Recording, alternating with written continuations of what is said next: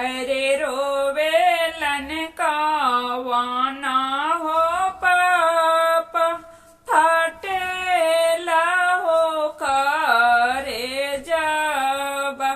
अरे रोवेलन कावाना हो पाप फाटेला हो करे जब।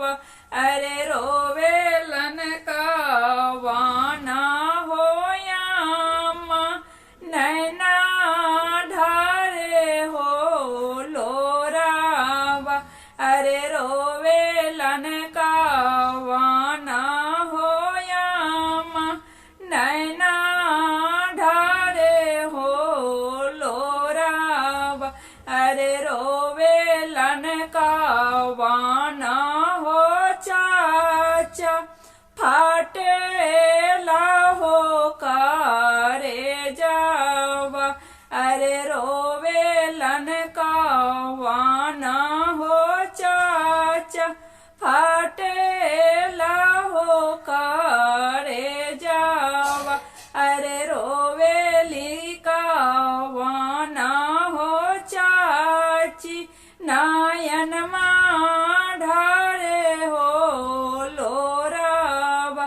अरे रोवेली कावाना हो चाची नायन ढारे हो लोरावा। अरे कावाने कारण माये प्रभुजी धिया भैली सा पानामा।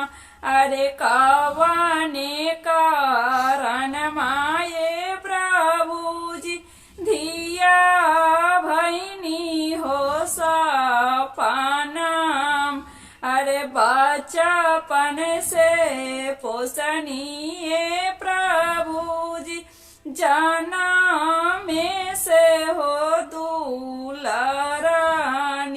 अरे बचपन से पोसलिए प्रभुजी जाना में से हो दुलाराली। अरे आबा काहे भेजनिए प्रभुजी अपना सुंदर हो धियाबा।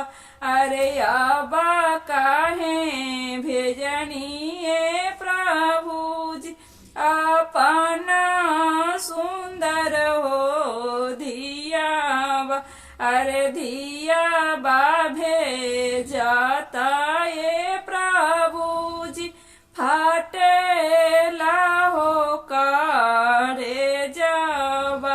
अरे धियाबा भेजता ये प्रभुजी फाटेला हो करे जावा। अरे रोवेलन कावाना हो भैया फाटेला हो करे जावा।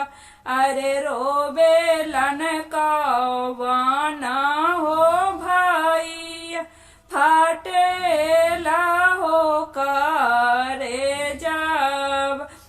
अरे रोवेली कावाना हो भाभी नायन ढारी हो लोरावा। अरे रोवेली कावाना हो दीदी नायन ढारी हो लोरावा। अरे रोवेली कावाना हो मामी नायन ढारे हो लोरावा। अरे कावाने कारण माये स्वामी जी बहिनी भैली हो सा पानामा। अरे कावाने कारण माये स्वामी जी नदिया भैली हो सा पानामा।